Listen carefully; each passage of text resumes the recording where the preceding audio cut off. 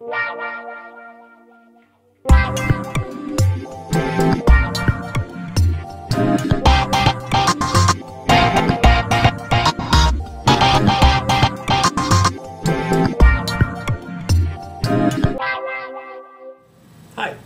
I'm James Jacob Peary of AusetGypsy.com.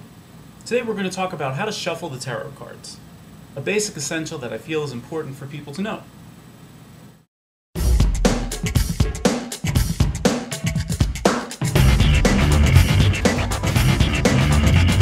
And today we're going to start talking about some fundamentals in basic tarot card reading. And before we begin getting into the cards, or meanings, or spreads, or getting any place further with that, I think it's important to get the basic fundamentals down. And one of the most important things that are looked over very easily is the shuffling component.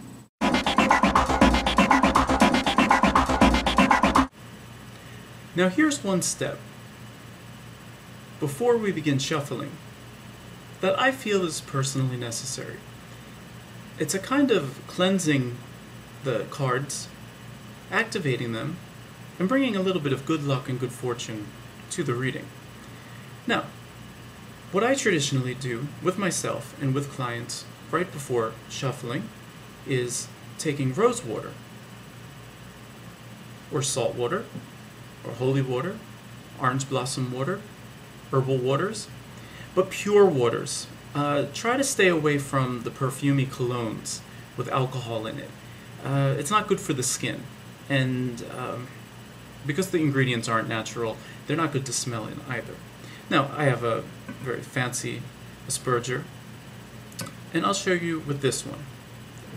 So what I do is I take my client's hand, or mine, and sprinkle just a little bit of water in it. This cleans off and purifies the chakras in the palms. We touch a lot of things throughout the day that doesn't belong to us. So we can accidentally take home people or other things' energy mixing with our own and can set us off balance. So this water temporarily cleans off the chakras in the palms and cleans off our hands before we touch the cards. Remember, the cards are a sacred book, so they should be handled with that respect. Now, another method is to take an essential oil. I use frankincense. And I put a dab on my finger, and I begin by anointing the 4 directions of the cards, in conjunction with the 4 directions of the winds. Since doing a tarot card reading relies on spiritual awareness and talking to different forms of spirits, it should be good to clean the way, and by doing this we charge the cards and give them a new fresh life, so that old patterns or old energies are removed from them. So try this and see how it works for you.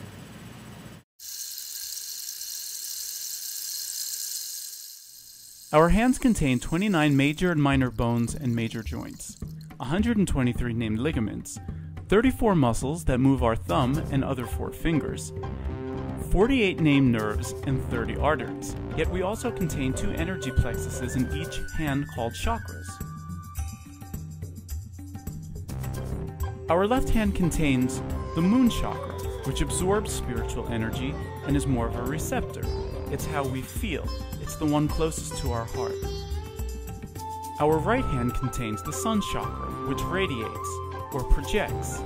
It's what we give of ourselves. Together, our sun and moon hands work in perfect balance and harmony, receiving and projecting our personal energy, and it's important to keep them clean and pure. So now that we understand a little bit more about how the energies in the right hand, or known as the sun hand, works, and energies in the left hand, known as the moon hand, work, we can now put them together into simple mudras, or sacred hand gestures. The right hand almost looks like the American OK. The left hand, the moon hand, is touching the thumb to the pinky. When you place them together, they form a little bit of a symbolic, abstract solar-lunar eclipse, connecting the sun and moon energies together. This creates a circle that you send the energy from the sun hand through the moon hand in a circle around the body, through the heart chakra, and then back. So you can use this in meditation, but today we're going to use it in a tarot card shuffle technique. Now, here's your cards. Hold them in your moon hand, cupped like a crescent, and then take your sun hand, that looks like the sun with the rays radiating off of it, and cover. Now, breathe in and breathe out. Do this for a series of 3 times. This will allow you to focus and channel the spiritual energy from your heart chakra through your right arm, radiating it through your sun hand, through the cards, and receiving them in your moon hand, your left hand underneath, and then breathe in again, and breathe out. And one more time, and breathe out. This is a perfect way to begin before shuffling, to bring the cards to life and to wake them up and to energize them. So give yourself a chance to do this a couple of times and practice. Take the cards and play with them through both hands, activating them, waking them up, bringing them to life. Some of these guys like to sleep, some like to talk out loud. You'll know who they are as you become more friendlier with the characters in the tarot. So keep shuffling, meditate. This is a good point now to focus and meditate on a mantra, to focus your spiritual energies, and to bring focus to your intuition. My personal mantra is, may my tongue be silver and my words be golden. And I repeat that to myself a few times while I'm shuffling, so that I clear the energy all around. And then I take the cards and lay them in 3 piles. Now these 3 piles will represent 3 different aspects of life.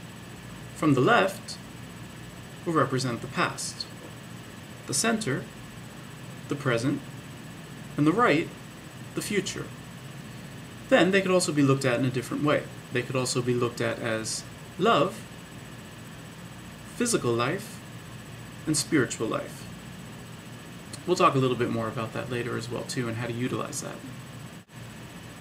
Now, use your left hand, your moon hand, to feel out which pile grabs your intuitive attention the most. So, it was the left pile, love or the past, that grabs our attention. Put the other piles to the side, take this one, and reshuffle this one. Again, repeating personal mantras, chants, meditations. Like I said previously, mine is, may my tongue be silver and my words be golden. And then repeat the pattern. 1, 2, 3. And when we get to this point, pause for a moment, again with your left hand, wave it over the piles and see which one talks to you. Now, I feel the heat from the right pile this time, so we'll go with this one. So take away the middle pile, take the first pile you started with, and shuffle them back together, thus creating kind of a blend of the past and the future, or love and spiritual life. And again, repeat your mantra, your prayer, your invocation, or your chant. And now, you've got your cards shuffled and ready to be picked.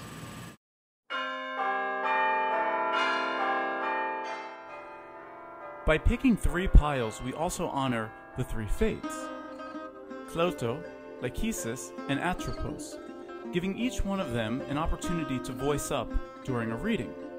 So when we remove one pile and mix it with another, it's those fates that have their say.